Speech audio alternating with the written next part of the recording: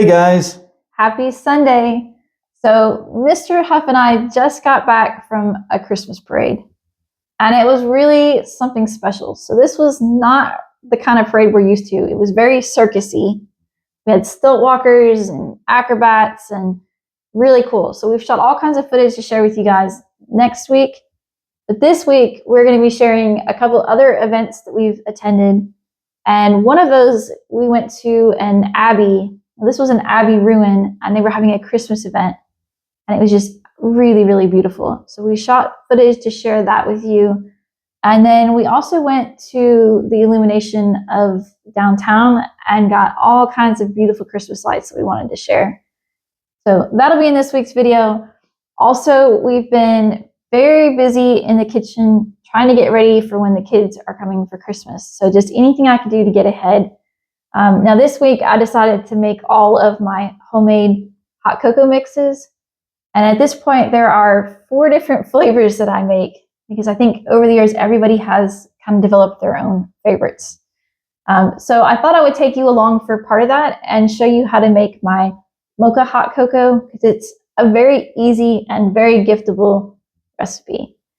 And then let's see, the biggest thing around here this week is that we actually finished my new spice rack. So I showed you a few weeks back where we had gotten what was really a plate rack that we were going to customize.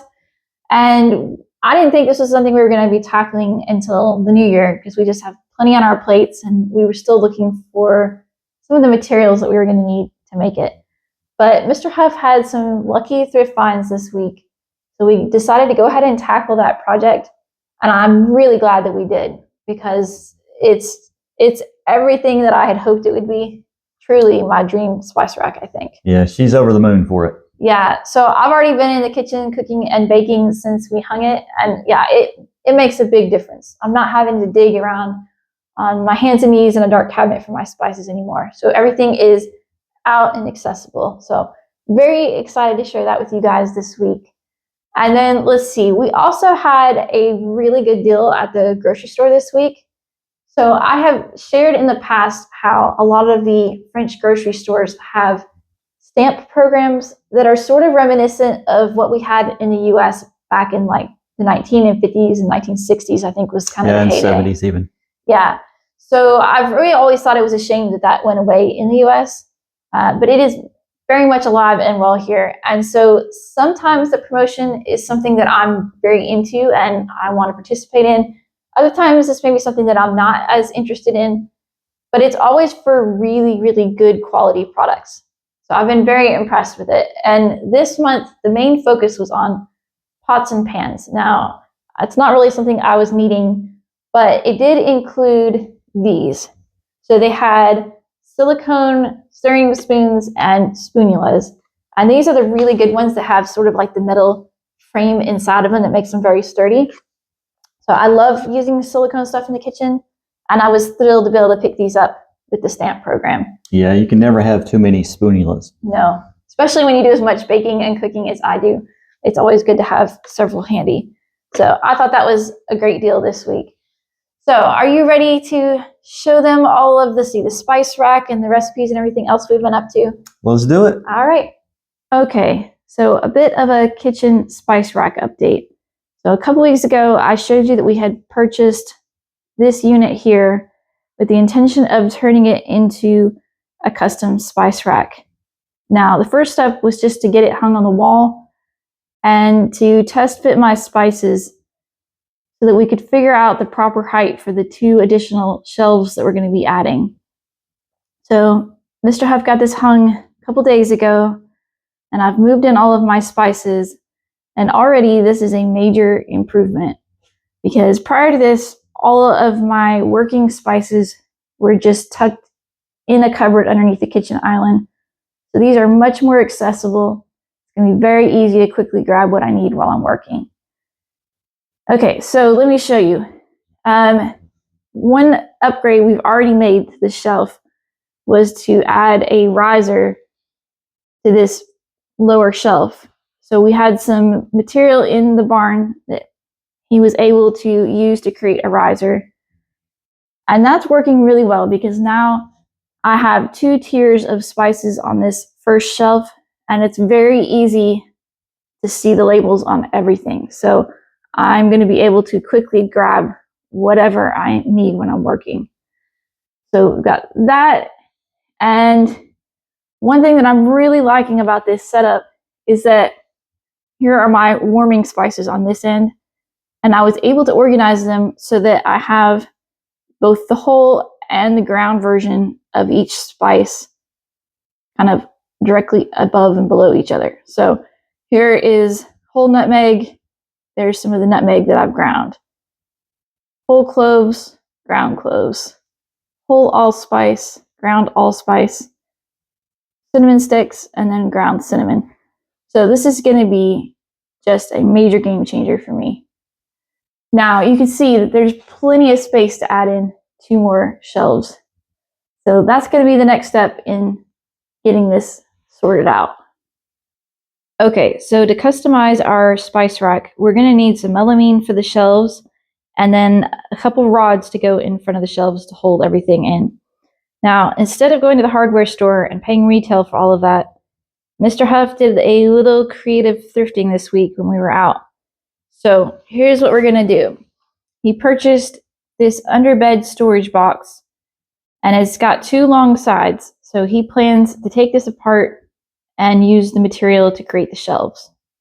And then since we need the rods to hold our spice jars in, he picked up these 2 curtain rods, which are the correct diameter. So now we just need to cut them to size and spray paint them to match the new color that we have in mind for the spice rack. So this should save us quite a bit of money and get us to the same result. All right, so let's get to work.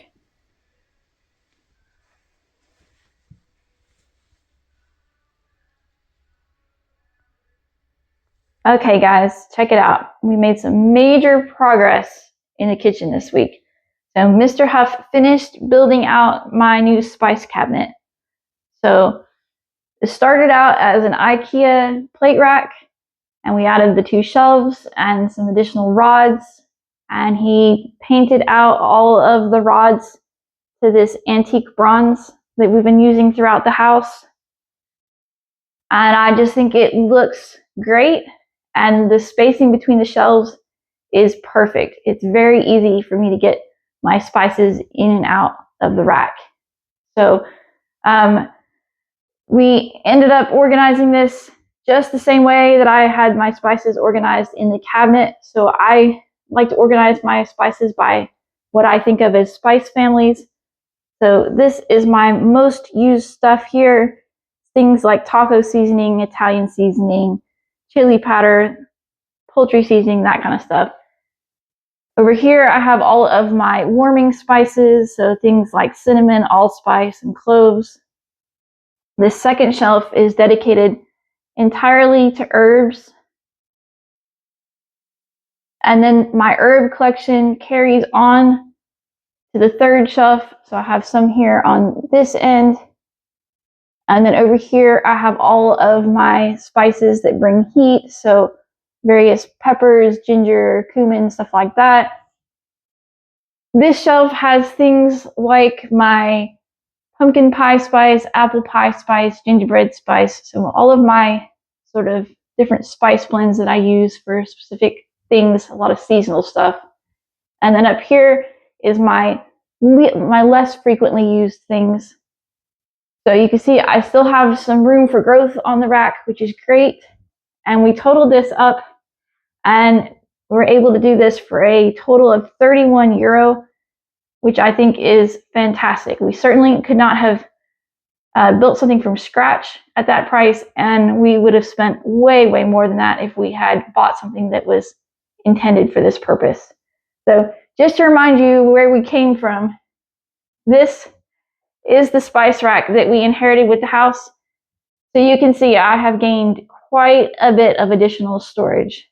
So this was a great win for us. Now, since this is an IKEA plate rack, they do still sell this. And so we're now thinking about trying to find another one secondhand to go on the other side of the stove So to go here and then organize all of my condiments and stuff. So we are definitely slowly working towards customizing this kitchen to our needs.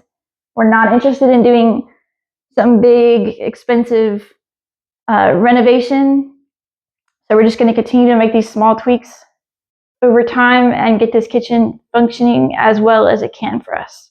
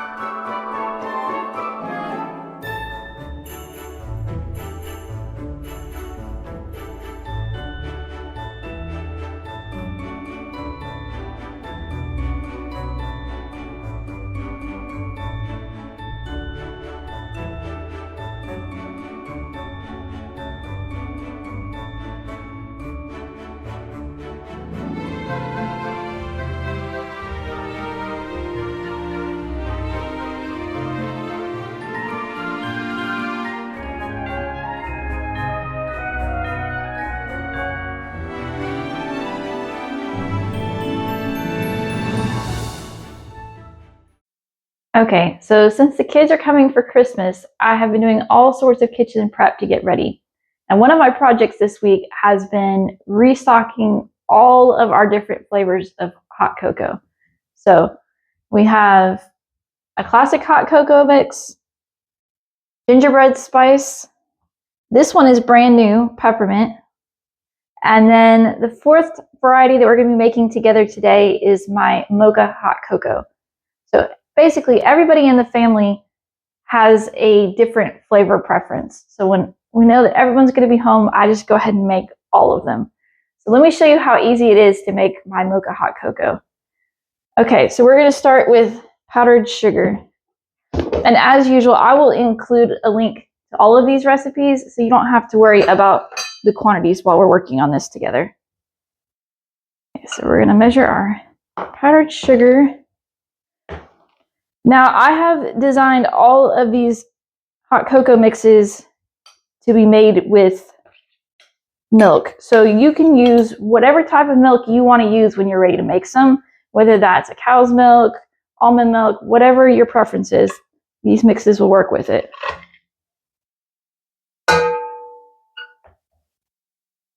So there's no milk in the mixes themselves.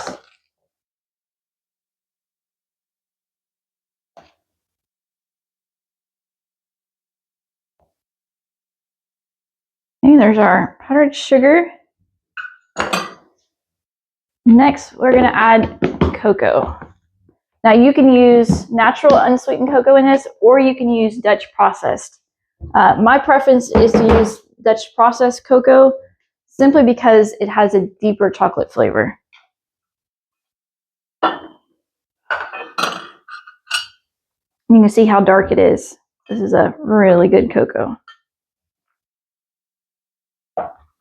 Also, one big advantage of using Dutch processed cocoa is that it has been alkalized, which allows it to dissolve easily in liquid. So if you've ever had trouble trying to get your cocoa mix to stir into your drink, that's the reason. So this kind of eliminates that problem. Okay, so we've got our basic start on our cocoa mix. Now we're going to add the stuff that's going to turn it into a mocha cocoa. Okay, so to get that coffee flavor into our cocoa, we're going to be adding instant coffee granules. And that's perfect in this recipe because they're going to dissolve easily when we add our milk later. Okay, now our final two ingredients. This is an optional ingredient. This is cornstarch. Now, I like to add this because it keeps your cocoa mix from clumping when you're storing it. So if you don't anticipate using it all right away, this is a really good thing to add. Now, if you have a corn sensitivity, you could use something like arrowroot powder instead. It would serve the same purpose. Okay, and then we've just got a small amount of salt to balance out the flavor. All right, now let me grab a whisk and we'll stir that up.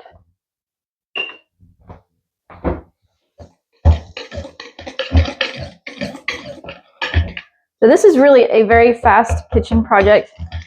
And I really prefer making my own hot cocoa versus buying it because it gives me full control over what's in it. So if you're running around trying to figure out how to do affordable gifts and how to fit everything in this season, this is a great gift for teachers, neighbors, coworkers, really anybody. Because these jars, as you see them here with the labels, all of these labels are available as a free printable on our website. So not only do you have the label on the front, but the back has the instructions on how to use the cocoa mix to make your cocoa. So it's perfectly giftable.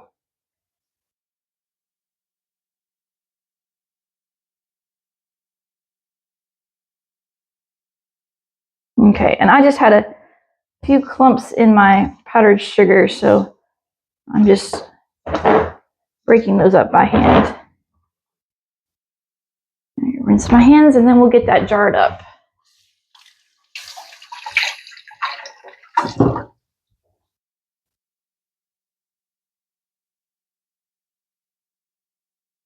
Okay, so I've got my jar prepped and ready. You can see there's my label for the mocha hot cocoa. And like the others, it has the instructions on the back for mixing it up. Okay, so I'm just going to get this in the jar. And I have sized all of these recipes to fit perfectly in a quart jar. Let's see if we can pour this without making a mess.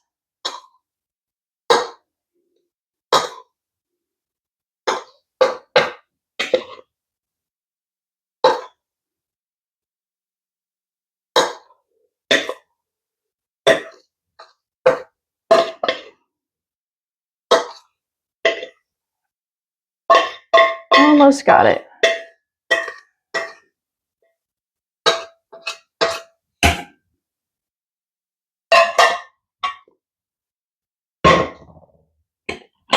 Let's get that last little bit in there. Get the lid on it. And there you go. So all 4 flavors of cocoa mix ready for when my family arrives. So as usual, I will include links to all 4 of these hot cocoa mixes in the description below the video.